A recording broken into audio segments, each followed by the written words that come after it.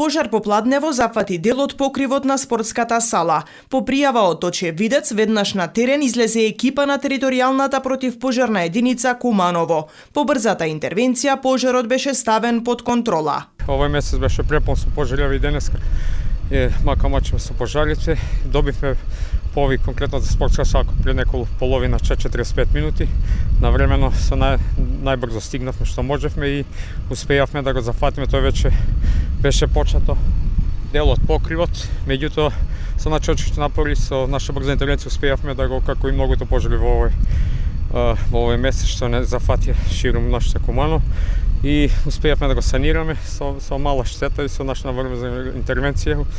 Интервенцијата е успешно завршена. Тука ќе бидат исто така да ни се заблагодари на вработените во спортска сала и на луѓето што беа тука околу, што не пријавија на време, за да можеме да не настане поголема штета. 2-3 дена ги гледам луѓе во каде работат со варење и ги еднаш изгаси пожарот доле во сувава трева.